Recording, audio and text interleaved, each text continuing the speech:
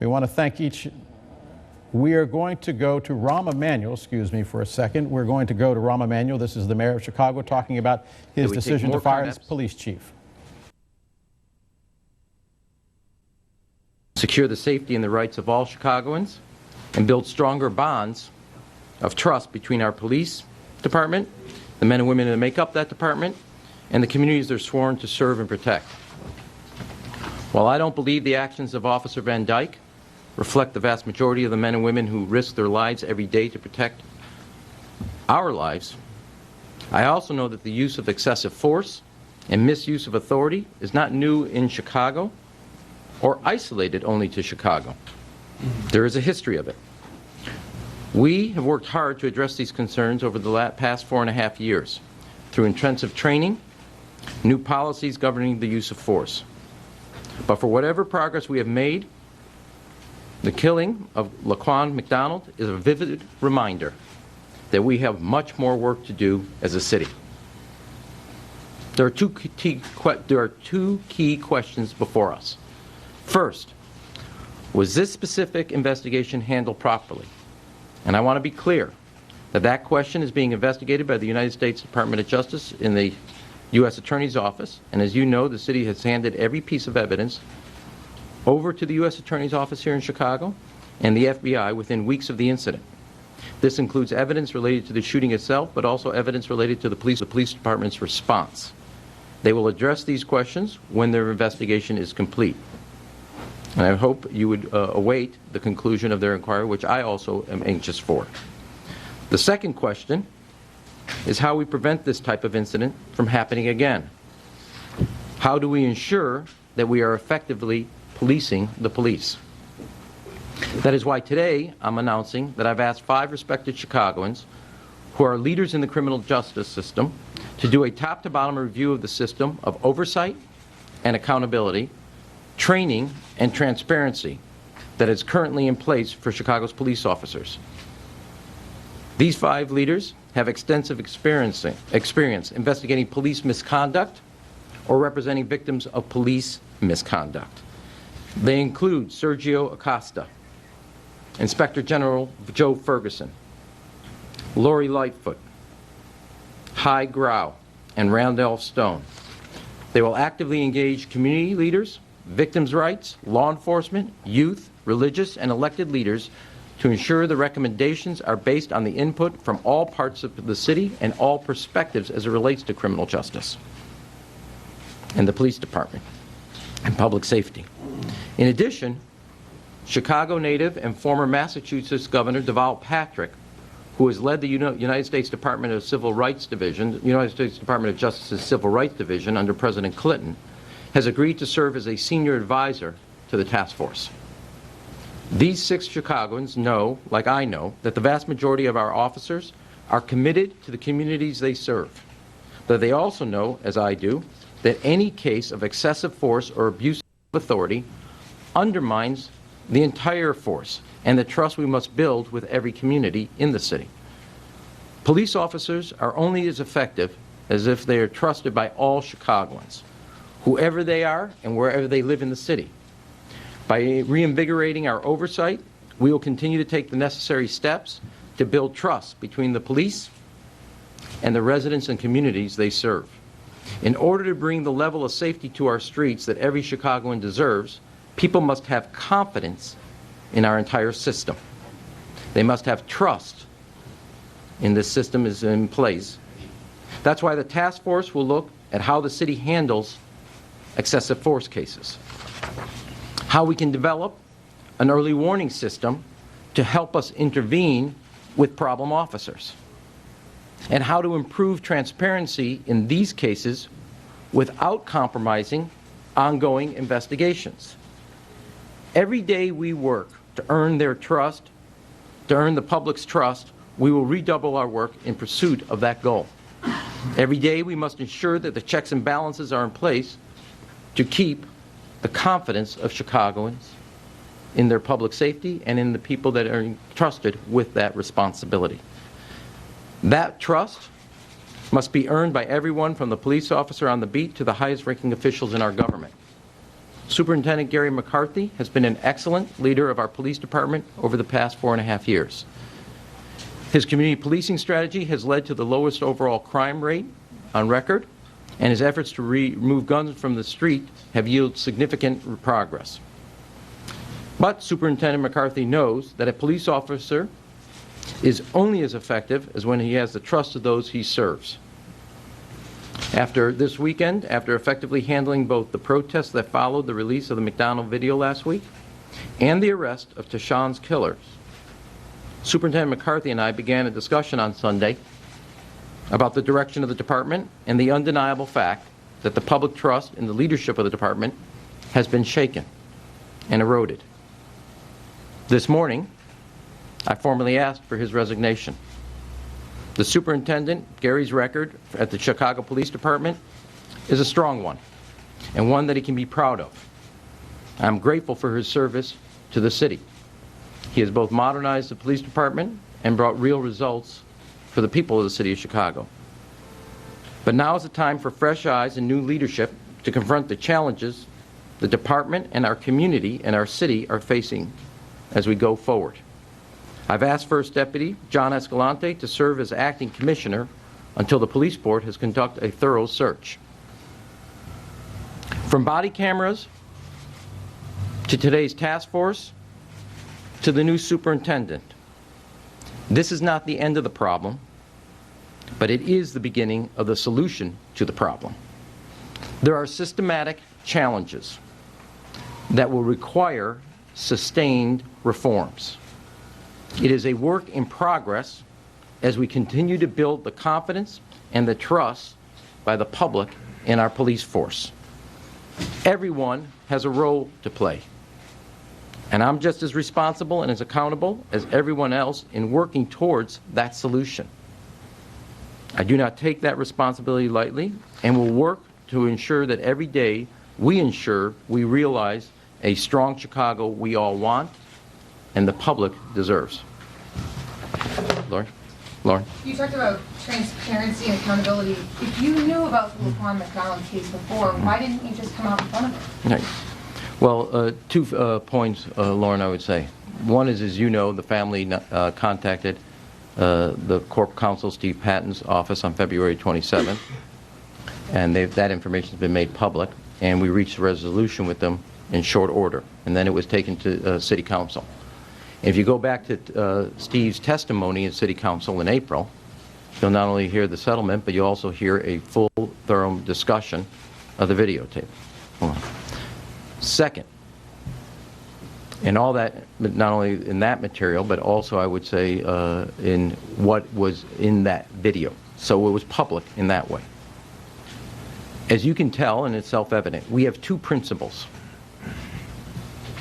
One is the desire for public information, and 2, also the principle about the integrity of an investigation. It is clear, and other cities handling this, or trying to work their way through it, that those 2 principles are in conflict. If you look at what I just asked the Commission to do, is to not only take past practices and protocols and programs that exist in place today and have existed, but to ask core questions about a video, which is how do you make it public without either compromising, tainting, or in any way hindering an ongoing investigation. Now, there's a common practice across the country, and there's a practice that's been in place here in the city of Chicago. You don't hinder, you don't compromise an ongoing investigation. Yet, it's clear you all want, and the public deserves, that information. There are 2 conflicting principles. That is why, just having met recently, just with this morning with the commissioners, the 5 individuals, do we need to make any changes to that practice to ensure that what we've seen, you don't question why it's being held, and I've given that answer, Steve gave that answer when he was testifying back in April and as he described the video, is to also ask, how do you reconcile those so the public gets what they want, but you don't ever get a situation that somehow you've compromised an investigation and they can't come to a conclusion to bring a level of justice. Greg? Given the urgency of the problem, the violence, the confidence in police, why is this task force's report not due until after the primary? There seems to be a political decision. No, I beg to differ. First of all, I think if you know the work, and I just said this to them, if they could get it done earlier, great. That's the deadline I give you. If you need an extension, you're going to have to say that. I try to make it, as I said to them, focused and go deep. These problems are real and systemic, and I don't want you to lose sight of anything. There's a real deadline, though, to get us the material to get working. Mayor, you've been in office for 4.5 years. When you came in office, the Chicago Police Department had a long history of police misconduct, excessive force. Why is it you have not acted on this issue until now when the judge forced the release of this video and forced you to act? Well, I just, as I could, beg to differ with that, but let me just go to two ways as examples, if I could. First of all, we reinvigorated community policing. Second, as you know, just a couple months ago, we did an unprecedented agreement with the ACLU. It was actually more than a couple months ago, which it was not under court order or a lawsuit. We brought an agreement between the ACLU and the police department to look into how they handle cases. As just two examples. And in fact, a lot of the material that's out there is because of a level of transparency we've brought to the data around the police department. And you can even go back to 2013, where I asked former Prosecutor Safer to do a report also on a series of issues as it relates to transparency or information. So I don't accept that. That doesn't mean, as I said, you are right. There's a long history. We have made progress, but our work is not done. You shouldn't have acted sooner. Go ahead. What did Gary McCarthy do wrong? Well, I think that, first of all, let me say this. I have a lot of support, as you know, and confidence in the work and the results that he's done. But our goal, as I would say to you, is to build the trust and confidence with the public. And at this point in this juncture for the city, given what we're working on, he has become an issue rather than dealing with the issue, and a distraction. Now, I support, and I've said it and noted, the results of his work. 34% reduction, Bill, over the last 4.5 years in crime. But we must get to that confidence and trust to build what I think is necessary, which is, I said, towards a solution. Mayor? Now, let me just finish. I have a lot of loyalty to what he's done and him, but I have a bigger loyalty to the city of Chicago, its future, and the strength of that future.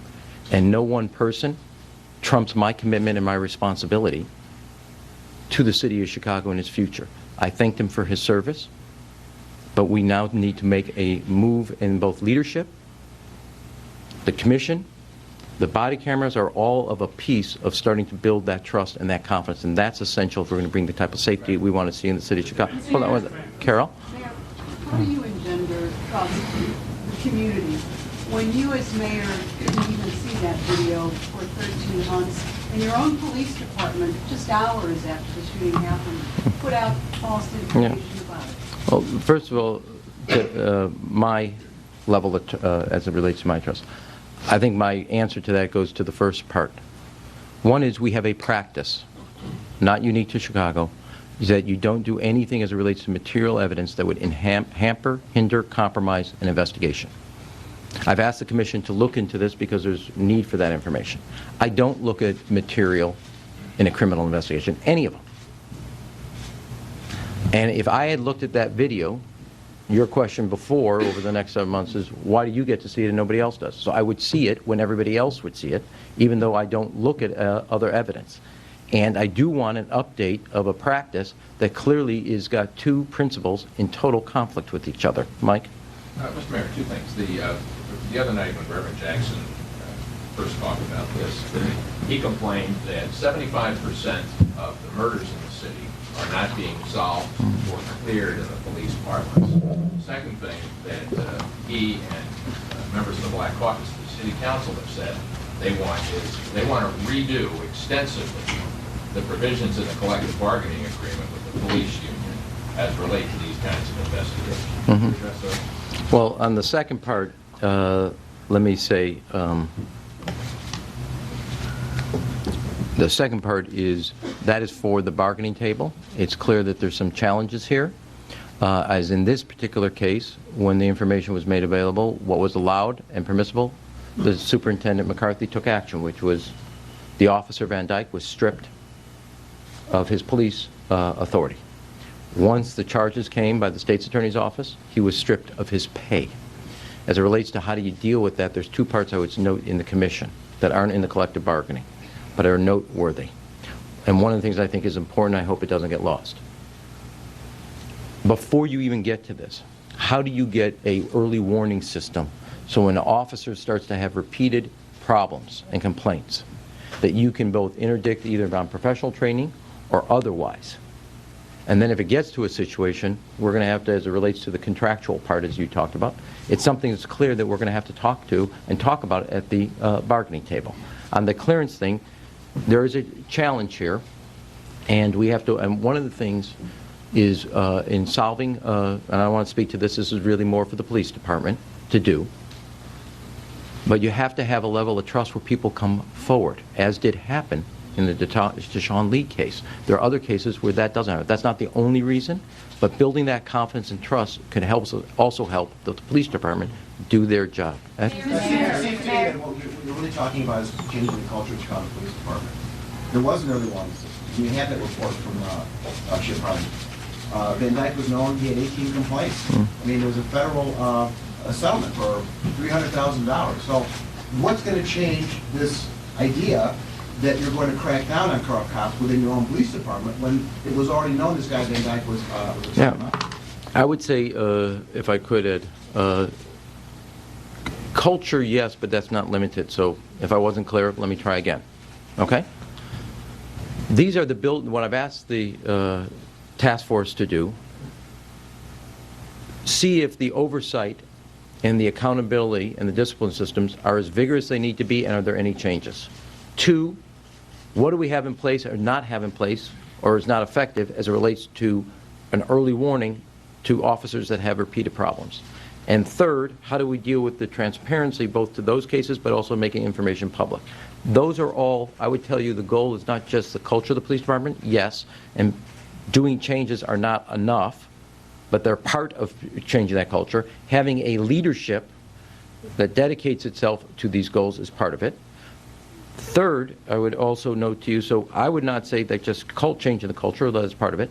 Building the trust and confidence is the goal of each of these steps. Mayor, you've answered the calls for superintendent's resignation. What about the calls for his own resignation? Wasn't it clear to you thank you. from the get-go with this guy Van Dyke? Wasn't it clear to you he was a problem? No, well, that's why what you have here is a situation where we have to have the pieces in place, because I think one of the problems we have is if you have an officer with repeated challenges, how do you interdict? And maybe we're not interdicting, and there's changes that need to happen. That's what the commission's going to look into. A couple of questions, if you could bear with me, sir. Sure. First of all, what are you looking for in a superintendent? Does it need to be an outsider? Does it need to be an African-American to restore the confidence of that community? As you know, Fran, and the way the process works, the police board makes a series of recommendations. And so the police board will start their work in looking for a permanent leader to the police department. But John Escalante will step in.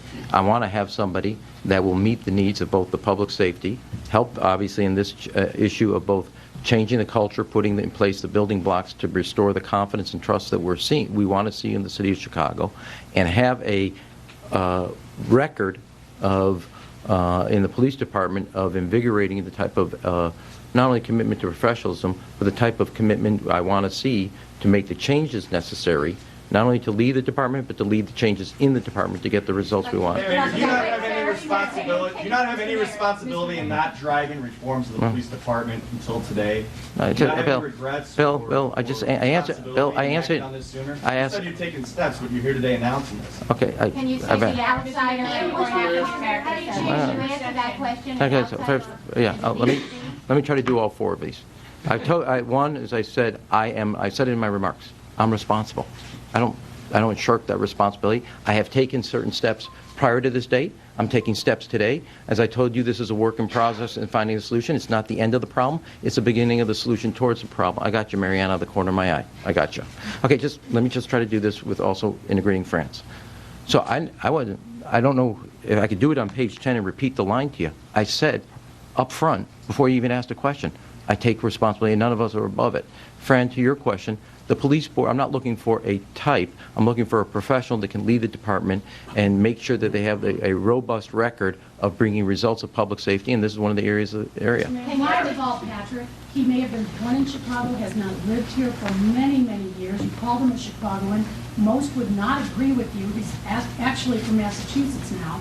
Why not a Chicagoan lead this task force that I do a follow? What a shock. Two things. One is, he is from Chicago. Okay, that is correct. But he is a Chicagoan also with the background as head of the Civil Rights Division of the Justice Department. He is a former governor, and he has a unique perspective. He's not leading it, and as I said, he's an advisor to the commission. He is from Chicago, like all the other 5 who will be doing the day in and day out work. What about your trip to Paris? Are you still going to Paris? Who's going with you? Is it a taxpayer-funded trip? And will you have security that therefore is also paid by taxpayers? Yeah, I haven't made a decision yet whether I'm going to go based on my work. What's that? You had planned to go, and all week your staff has been saying you're going. Why are you changing your mind? Well, obviously by the answer would be it's a question I haven't answered yet because I have serious work here. I happen to think the mission of climate change is serious work, and I'll weigh the equities of doing that. So I haven't yet answered it.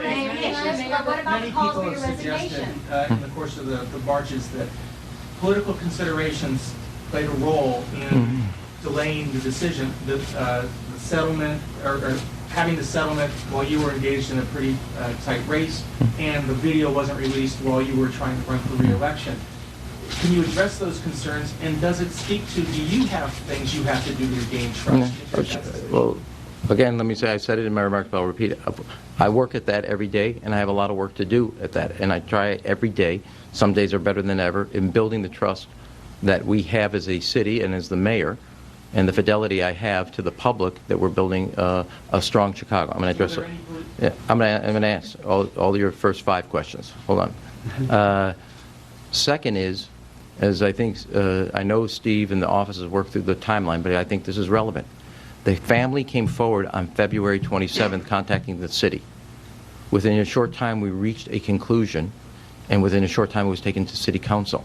Even while the criminal investigation by the state's attorney is still ongoing, and even while the U.S. Attorney's Office is investigating the civil rights and other parts of this investigation.